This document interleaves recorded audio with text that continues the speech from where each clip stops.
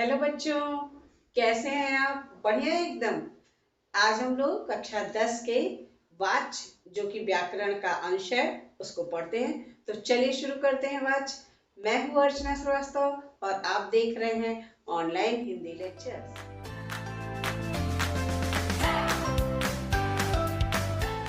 तो चलिए शुरू करते हैं वाच्य।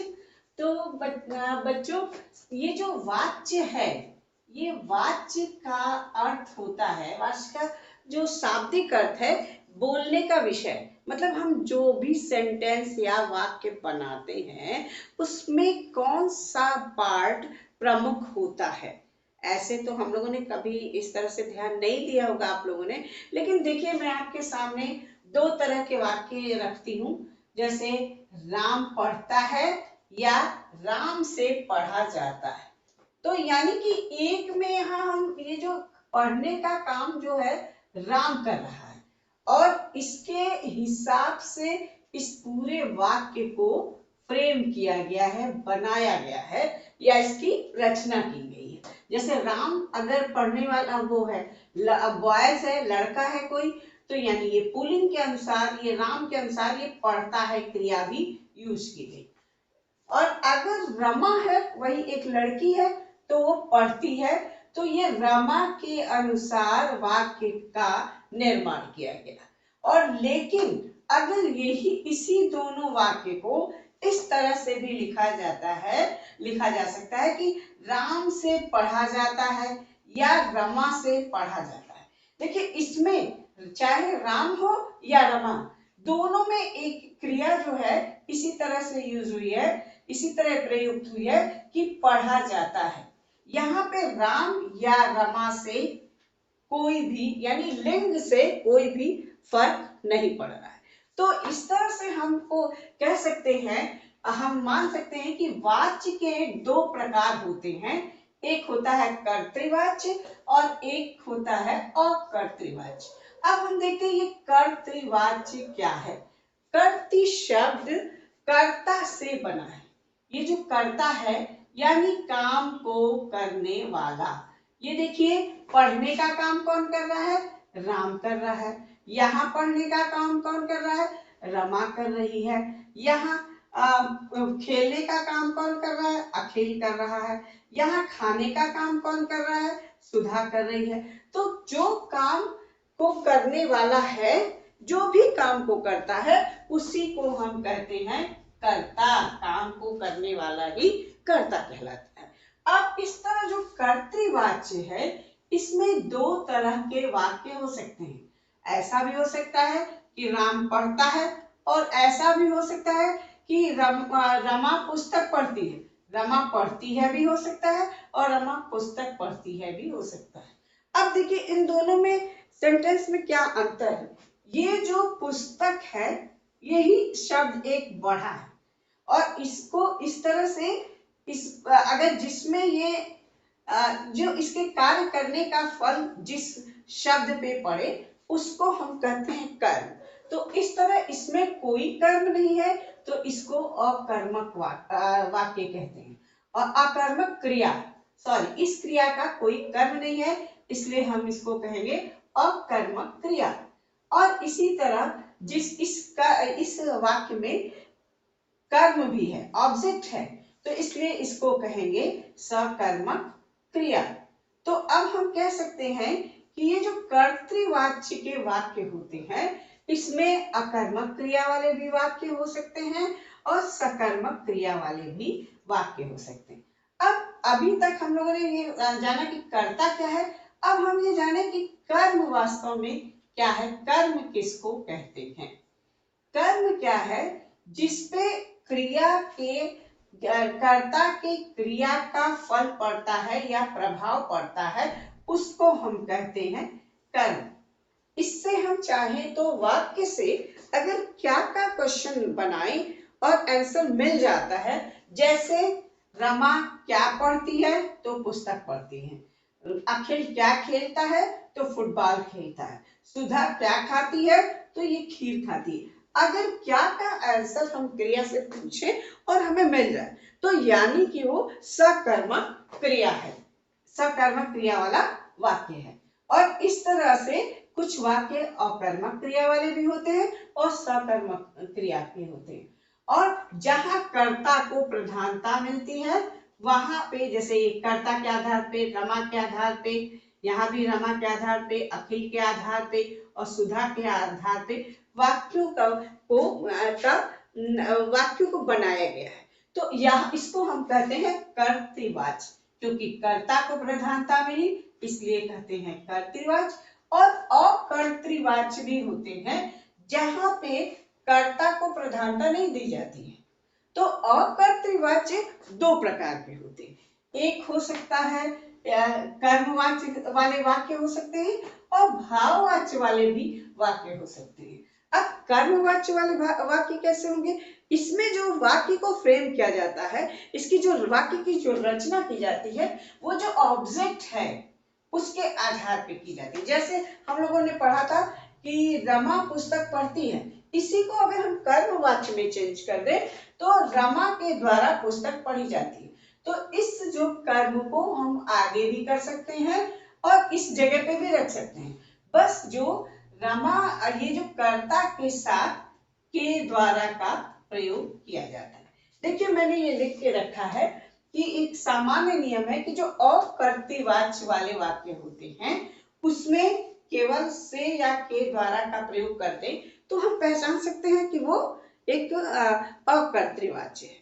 और अकर्तृवाच्य में भी दो तरह के वाच्य हैं, एक है कर्मवाच्य और एक है भाववाच्य। यानी एक में कर्म को प्रधानता दी गई है और एक में भाव को प्रधानता दी गई है। या हम कह सकते हैं जो सामान्यतः हम लोग अध्ययन करते हैं कि वहां क्रिया को देते हैं प्रधानता, तो उसको हम कहते हैं भाववाच्य। अब देखिए, अभी हम लोगों ने ये भी जाना कि कुछ वाक्यों में कर्म होते हैं, कुछ वाक्यों में भी कर्म नहीं भी होते हैं। कुछ जो इसमें होते हैं उसको अकर्मक क्रिया कहते हैं, जिसमें नहीं होते हैं उसको अकर्मक क्रिया कहते हैं और जिसमें होता है उसको सकर्मक क्रिया कहते हैं। तो कर्तृवाच्य में दोनों तरह के वाक्य आएंगे, मतलब ये अकर्मक वाले भी आएंगे और सकर्मक वाले आएंगे।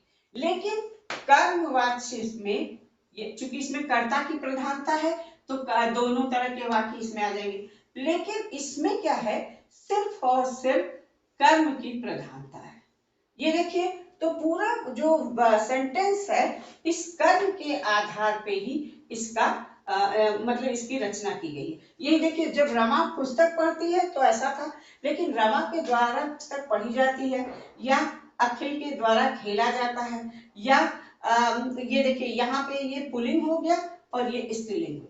लेकिन उसी तरह सेंटेंस का निर्माण यहाँ ऐसा नहीं हुआ कि खेली जाती है, ऐसा कुछ नहीं। फुटबॉल राम के द्वारा, अखिल के द्वारा खेला जाता है, पुस्तक रमा के द्वारा पढ़ी जाती है, खीर सुधा के द्वारा खाई जाती है, या से भी लग सकता है, के द्वारा भी लग सकता है। आप कर रहे थे कि कर्मवाच्य और भाववाच्य, मतलब अकर्तृवाच्य जहाँ पे कर्ता प्रधान नहीं है वहां पे दो तरह से वाक्य हो सकते हैं। एक वैसे वाक्य हो सकते हैं जिनकी रचना कर्म के आधार पे की जाती है, और एक ऐसे वाक्य हो सकते हैं जहाँ पे भाव को प्रधानता दी जाती है। अब यहाँ पे एक चीज हम लोगों को समझना पड़ेगा कि कर्ता, ये जो कर्तृवाच्य में अकर्मक क्रिया भी हो सकती है और सकर्मक क्रिया भी हो सकती है, लेकिन कर्मवाच्य में केवल सकर्मक क्रिया होती है। ये कर्मवाच्य में केवल सकर्मक वाक्य क्रिया होती है, सकर्मक, क्योंकि इसमें कर्म लिखा ही है तो ये हम इसमें अकर्मक होने का प्रश्न ही नहीं होता, तो यहाँ सकर्मक क्रिया यूज की जाती है। ठीक है। और लेकिन इसी के ठीक विपरीत भाववाच्य में अकर्मक क्रिया के ही वाक्य होते हैं। जैसे कि अब हम इन वाक्यों को, जैसे रमा पुस्तक पढ़ती है, इनको हम भाववाच्य में नहीं बदल सकते। क्यों? क्योंकि इसके में कर्म बहुत जरूरी है और इसमें कर्म होना ही नहीं होगा। यहाँ पे अकर्मक क्रिया ही होगी भाववाच्य में, तभी ये कर्म भाववाच्य का वाक्य बनेगा। तो इस तरह से हम एक सामान्य नियम बना सकते हैं कि कर्तृवाच्य में क्रिया कर्मक भी हो सकती है, सकर्मक भी हो सकती है, और कर्मवाच्य में क्रिया केवल सकर्मक होगी और भाववाच्य में क्रिया हमेशा ही हमेशा अकर्मक होगी। तो इस तरह से हम एक चीज और अपने दिमाग में बना सकते हैं कि जब अकर्मक क्रिया होगी तभी उसको हम भाववाच्य में बदलेंगे, और जब कर्तृवाच्य के जिन वाक्यों में सकर्मक क्रिया होगी उसी को हम कर्मवाच्य में बदलेंगे। और हम एक साधारण सा ये नियम जान जाए कि अकर्तृवाच्य में से या के द्वारा का प्रयोग होगा या लगेगा। अब चलिए हम लोग कुछ भाववाच्य के सेंटेंस को देखते हैं। और चाहे अकर्तृवाच्य में, चाहे वो क्रिया कर्मवाच्य की हो, चाहे वो वाक्य कर्मवाच्य का हो, चाहे भाववाच्य का, दोनों में ही से या के द्वारा का प्रयोग होगा। मतलब जहां जिसकी अपेक्षा होगी उसको अगर आप देख के उसके हिसाब से बनाएंगे। भाववाच्य के मैंने यहाँ 2 वाक्य लिए हैं। जैसे अब ये जो मैंने अकर्मक क्रिया के उदाहरण लिए थे उसी को भाववाच्य में बनाया है। देखिए, राम पढ़ता है, यहाँ ये जो सेंटेंस का निर्माण राम के आधार पे है। अब यहाँ क्या है, भाववाच्य है, और चूंकि ये अकर्मक क्रिया है इसलिए मैंने इसको यहाँ लिया भी है। जैसे राम से पढ़ा जाता है, यहाँ पढ़ता है और यहाँ रमा पढ़ती है। यहाँ मैंने वही रमा वाला ही सेंटेंस लिया है क्योंकि मैं चाहती थी कि आप एक पुल्लिंग भी देखें और आप एक स्त्रीलिंग का भी वाक्य देखें। तो राम से पढ़ा जाता है या रमा से पढ़ा जाता है, दोनों ही स्थिति में यहाँ में क्रिया में कोई भी चेंजिंग नहीं है। ये राम से पढ़ा जाता है चाहे रमा से पढ़ा जाता है, दो चाहे पुल्लिंग हो करता चाहे स्त्रीलिंग हो, कोई फर्क नहीं पड़ता, क्योंकि हमारा जो वाक्य है भाववाच्य में हमेशा जो है भाव पर या ये क्रिया प्रधान होता है, इसी के आधार पे वाक्य का निर्माण होता है। तो इस तरह हम लोगों ने एक सामान्य सा हम लोग जाने कि वाच्य के 2 प्रकार होते हैं, कर्तृवाच्य और अकर्तृवाच्य। यानी कि एक में कर्ता प्रधान होता है, एक में कर्ता प्रधान नहीं होता है। जब कर्ता प्रधान होता है तो क्रिया सकर्मक भी हो सकती है और अकर्मक भी हो सकती है। और अकर्तृवाच्य के 2 भेद होते हैं, एक होता है कर्मवाच्य और एक होता है भाववाच्य।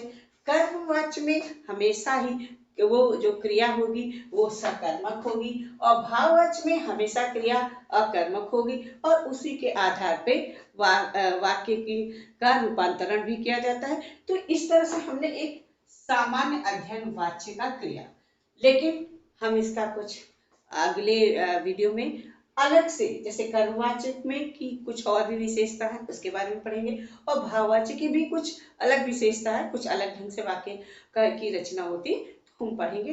तो हाँ बच्चों, आप पढ़ते रहिए, तैयारी करते रहिए बोर्ड एग्जामिनेशंस की। और